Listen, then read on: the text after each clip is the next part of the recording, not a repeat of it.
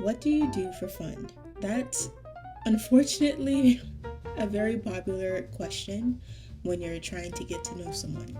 But for the longest time, I didn't know how to answer that question.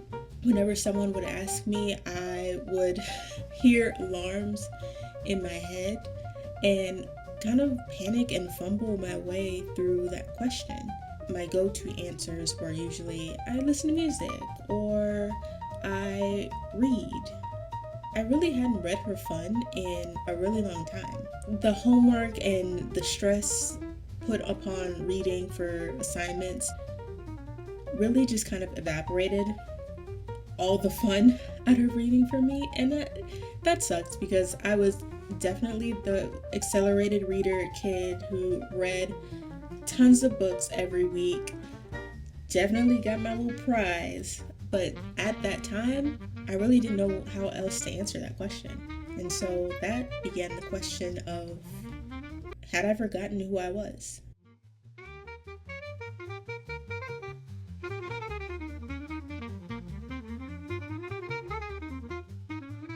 Hello, and welcome to the second episode of Chronically in Retrospect.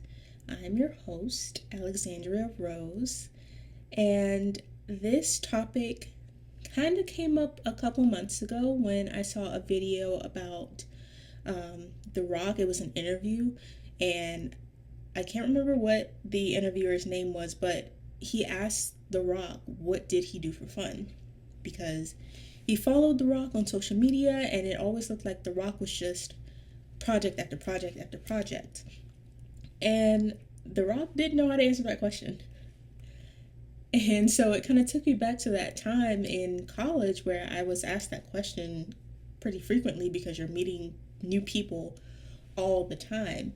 And I wasn't near as accomplished as The Rock at that time. So it made me think a little bit deeper about it really doesn't matter like where you are or who you are. Most of us get caught up in the external factors of life. For most people, I think that's like work, kids, um, friends, even, or just like being how you're being perceived by others, or just trying to be better, stronger, more fit, and all these other ideals that society kind of tells us that we should want to put more emphasis on. And unfortunately, the self preservation of it all just kind of gets left behind. Self preservation isn't anything that's really taught. In fact, I learned that through my own journey. Self care was actually meant to be an act of self preservation, not what we know it to be now, like the whole treat yourself meme. Um, and I'm definitely someone who loves to treat myself, so I'm not saying that you shouldn't want to treat yourself. You definitely should. That is part of self preservation, I think, in my opinion. But self preservation is really a way to connect with yourself and keep getting to know yourself through the different stages of your life. Like, what do you do for fun? What makes you happy? What satisfies you? What is fun for you? What draws certain emotions out of you? Self-preservation is something that you have to consciously make time for. I don't think anyone has willingly decided to lose themselves in day-to-day life, but unfortunately, if you're not setting aside that time, it gets pretty easy to get swept up. And so for me, a lot of focus right now for me is having more fun, incorporating more fun in my life. And so the topic of hobbies seemed fitting to talk about this episode, and specifically hobbies as an act of self preservation. Some of the hobbies that I've been incorporating into my new normal as of late are puzzles. I freaking I used to love puzzles when I was a kid. So I that's how I know that this is like something that brings me true joy, because at my true essence as a kid, like that's just what I like to do for fun. I like puzzle games, I love strategy games, anything that requires me to shut off my ADHD brain and focus on the task at hand. And I don't know what it is specifically about puzzles that just makes it so easy for me to turn on my brain, but it does, and I love it because I'm tired of the voices. But I just completed a 100-piece puzzle that had been sitting in my closet for a couple of years, I think. um, but it was actually really, really fun. And I'm glad I got to spend that time, even if it was just like an hour a day dedicated to this puzzle over the, well, it was like 2 to 3 weeks, I think. I didn't really count, but I fully dedicated time, and I took breaks. I didn't do it every single day. You don't have to like bombard yourself with like a totally new routine every single day, but it was good to just kind of like settle in my own energy, put on some vibey music, some ambient music. You can do lo-fi or jazz. For me, there have been playlists coming up on my YouTube that are like the soundtrack to The Prince of Egypt or Barbie, like any of the Barbie movies. Those are fire to just put on in the background and just mellow out. Something else that I've been doing is getting back into reading. Like I said in the beginning, I lost touch with reading for fun. And I kind of picked it up again during the pandemic, or during lockdown. The pandemic is still during lockdown in 2020. I had just graduated from trade school like 2 days before lockdown happened in Georgia. So any prospect of a job was gone, especially as a photographer at the time. So I just threw myself into hobbies. I didn't know what else to do. I don't think it was even a conscious decision for me to rediscover hobbies. I was just like, fuck it. If I'm going to be in this house all day with people who heighten my anxiety, let me just throw myself into my art. I started painting again for fun. I created so many paintings. There was a florist on Instagram who went live and like showed us how to put together little bouquets, which is something that I have gotten back into recently as well, because I love buying myself flowers every week. And instead of just buying like a ready-made bouquet from the grocery store, I pick out certain flowers. I either go to the grocery store and pick out the smaller like single flower bouquets, or go to an actual florist to get like cuter flowers, because I live in the middle of nowhere and the flowers are not, they're very basic. And so I make it like a little art practice, like a little expression for me to see what I can create with these flowers. What else did I do during the pandemic? I started a puzzle, but then I moved before I finished it, and so I never finished it.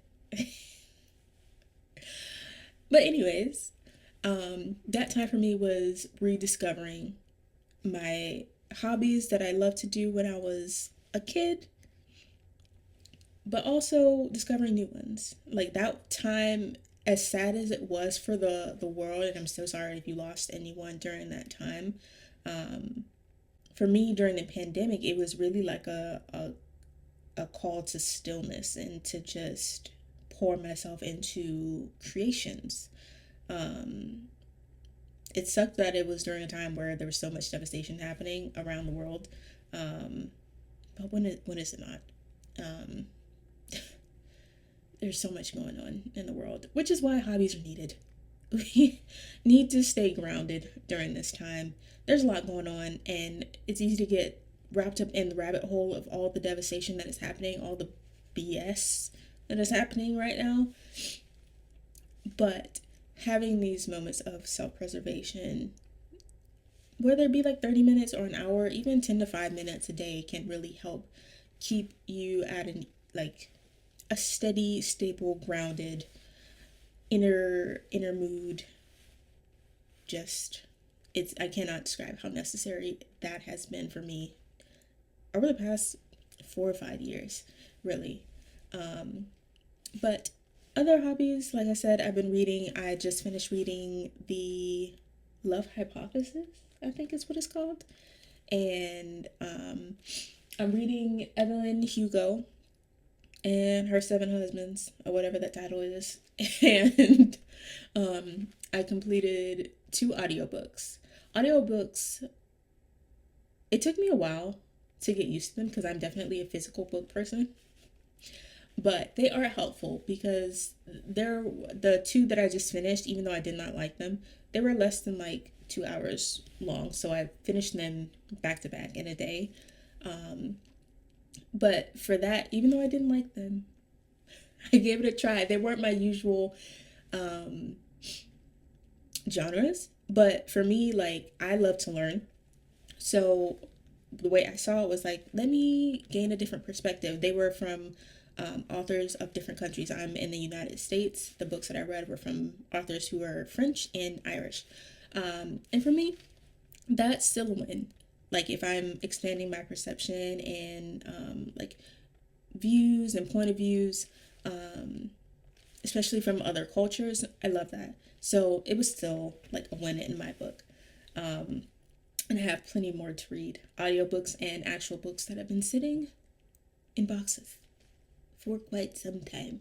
So, what better time than now to get going in growing my love for reading for fun again? Um, but yeah, what else have I been doing for fun? Um, I've been creating a lot on Canva. I didn't predict that as something that I would love to do, but I do. I've been having a lot of fun with that website. Um, I like I said, I was a photographer, so there was some graphic design that was needed every now and then, but not a lot. But Canva is bringing out the inner graphic designer in me, and I kind of like it. Yeah, I definitely love scrolling on Pinterest, and Pinterest, look, as much as I'm definitely like peeling myself away from my phone as a hobby, the doom scrolling. But Pinterest for me, I don't know, it's something about not interacting with other people and just it being like my little sanctuary of like things that I love that makes it a hobby for me. Like seeing how I've grown over the years, my Pinterest now definitely looks so much different, so much more different than what it did 10 years ago or even 5 years ago. Yeah, it's definitely, I've seen some growth on that app specifically. So now putting together um, what feels like me, and I can say that with certainty now that I'm 30 and I know who I am a little more clearly. That's fun to get to know myself through imagery. I am a visual artist, but outside of hobbies that I know that I like, that I've like pulled from my inner child, my childhood, I actually made a list of all the shit that I want to get into. And it's called that. Because there's a lot, like I said, I have ADHD. There's so much that I want to try and do and learn and experience that I had to write them down in the handy dandy notes app. I love my notes app, and there's so many apps. I'm looking at it right now. There's 580 notes, which, to be fair, for some people might be light work, but it helps me stay relatively organized. So some of the hobbies that I have on this list are, let me see, I put them into categories because I am a Virgo sun, so I like organization. Um, Finally learning how to sew. I've been wanting to learn how to sew since I was in the 5th grade. Didn't necessarily have the resources growing up, but now I have a sewing machine that's sitting right at my feet. Haven't touched it yet or even opened it, but I have so many ideas. Like, I'm a creative at heart. There's so many ideas going in my head at all times. So I'm excited to finally learn how to sew, and so I can put or bring these ideas into my actual physical reality. So millinery is also something that I would love to learn. I have been getting, like, I love tradespeople with a deep passion. I hate that trades are like falling by the wayside, especially having gone to a trade school myself. But I found a milliner that I really love called Heirloom Hats a while back, and just kind of seeing like what goes into millinery. It's such a cool art to learn, for me at least, because I love fashion. So I think it'd be cool just to learn for shits and giggles. I don't plan on making this like any sort of career, but just for fun, shits and giggles. If I want to make a hat, I'll know how to do it. So why not? So that's fashion. There's way more. I'm just gonna list a few in each category because we ain't got time for all that. I don't know how many do I have. Let's see. 1, 2, 3, 4, 5. I have 65 hobbies on this list that I want to try. So I'm only 30. I got time. So some of the other hobbies that I want to get into are, like, for instance, dancing. I want to get back into tap because I did tap very briefly as a kid. Like things like salsa and bachata. I think that would be so fun. I want to take not an improv class. I want to get better at improv because improv is a skill, y'all. And I personally think I'm hilarious, but thinking on the fly like that, no. So I want to take that just for shits and giggles. I may or may not want to learn how to play the harp or the cello. I want to get into sculpting, like with clay, like how, like, what are they called? Like the sculptures that you see in museums, but instead of like through with marble, with clay. I see that a lot on my TikTok and I think it looks so cool. Ice skating. I want to take horse riding lessons. There's a few other things, like some like healing courses, like herbalism and stuff like that. Cake decorating. Yeah, there's a lot. Learning a few languages. Like the main one that I'm learning right now is Korean because I'm nosy, and there's a specific Korean dating show that I want to be able to watch without subtitles.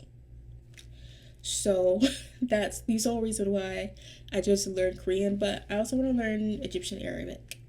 That's a personal one. So yeah, there's a lot that I want to learn. And I'm looking at archery too because I went to a YMCA as a kid and they had archery classes, but I don't think I ever got to try them. And that was really sad because I thought it looked really cool. So now that I'm adult, no one can tell me no. So yeah, but yeah, like I said, these are just literally to incorporate more fun and joy into my life and to get to know myself through these experiences. Hobbies. Honestly, I think we learn so much about ourselves, ironically, through like external things, like through the people that we interact with and through hobbies. But don't get swept away. Like, don't lose your identity in those things. That is the key thing. Or in other people. Like, for me, hobbies, I don't know why they appeal to me, but I at least want to give them a shot and try them out just to see, like, how I like them.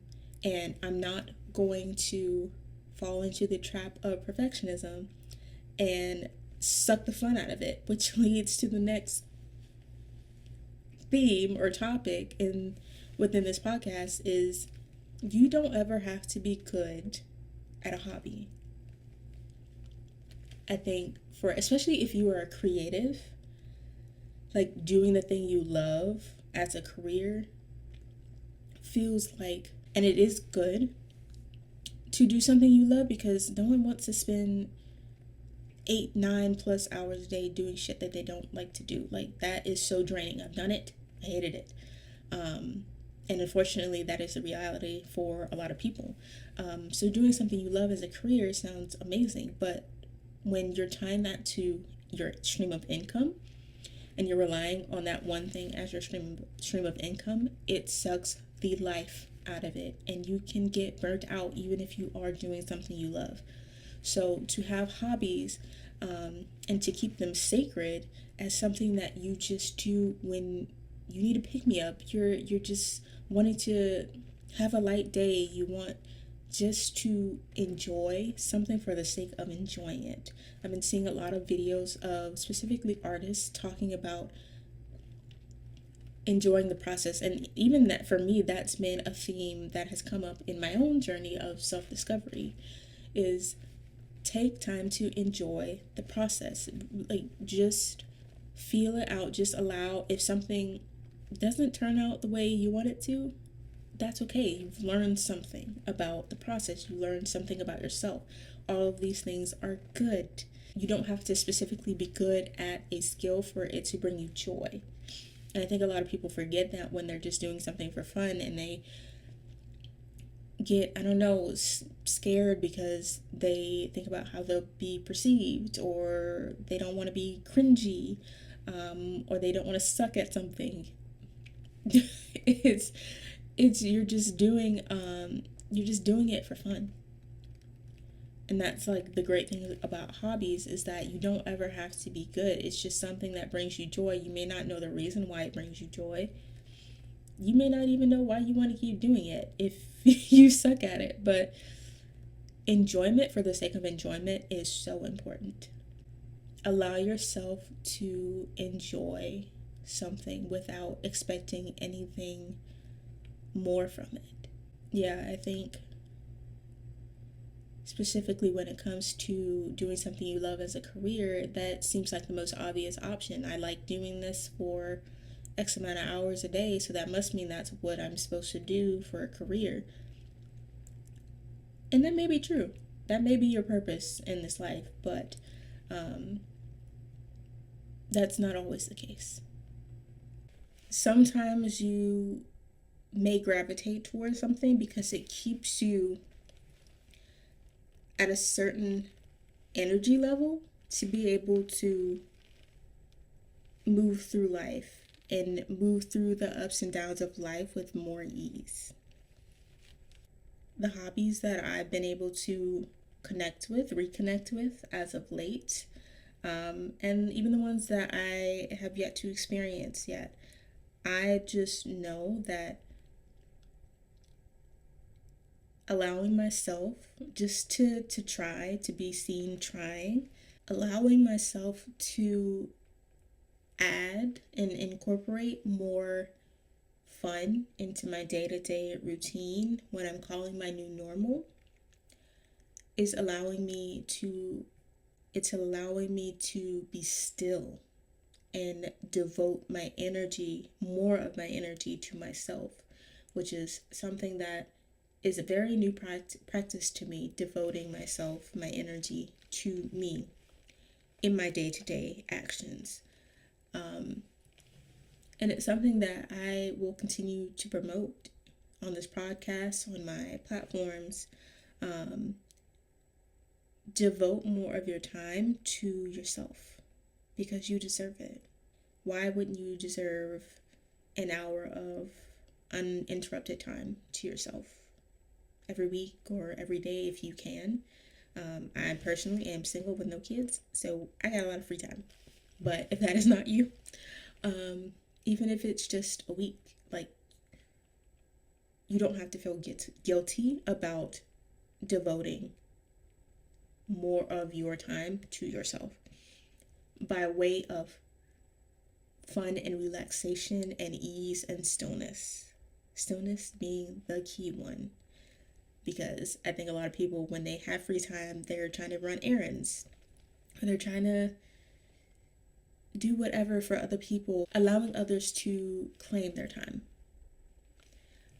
or even take advantage, depending on who you have around you. Making time for self-preservation means you are making time to express yourself. You're making time to feel your emotions and not maybe get wrapped up in so many thoughts. I know that very well. So hopefully this podcast helped you in some way to or inspired you to take up more of your time. Let's just put it like that. Take up more of your time for fun, for enjoyment. We definitely need a lot more of that in the world right now. There's a lot, especially if you are someone who's on social media apps. You're more than likely bombarded with the influx of information about what is going on. Um, Definitely so many prayers going towards California right now, with the wildfires. Um, I wish it was wildflowers, but wildfires that are going on right now, um, as well as many tragedies that are going on around the world. But if those things are important to you and you would like to show up, and I'm just going to add this a little bit, if you want to show up better, you need the energy to do so. You need a connectedness to yourself to be able to do so, to show up in the ways that only you can.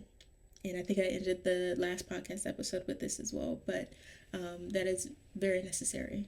We all have a purpose in this world, and it takes a certain amount of energy and resilience to the norm, the societal norm, to dedicate more of your time to yourself. And what I mean by this is, if you are someone who constantly finds yourself running on this hamster wheel, trying to be everything and everyone for everybody, you don't actually have the time and energy to show up for yourself. And in the long run, that ends up turning into a lot of resentment for the people around you, for your community, when in fact you have the agency to decide when you actually dedicate time to show up for yourself. Fill up your cup first, and then allow the overflow to pour into your community, the people around you, and even on a global scale. Being able to show up effectively for your community, the people around you, depends solely on how you show up for yourself. So you have to start there and put in the effort to actually preserve the parts of you that you were born with, that are your true essence, because there's so much light in that. Reclaim your time and have fun doing so. Have fun doing so. So, yeah. Let me know if you have any questions, or let me know what hobbies you're doing right now. Like you're rediscovering or discovering new hobbies. What hobbies are you into right now? Leave that in the comments if you're watching this on YouTube. Otherwise, if you're just listening, you can go to my YouTube with love, Alexandria Rose. Or find me on TikTok. That's primarily where I'm at right now on social media. But yeah, let me know what you up to, what y'all doing. Okay, I will see you guys in the next episode.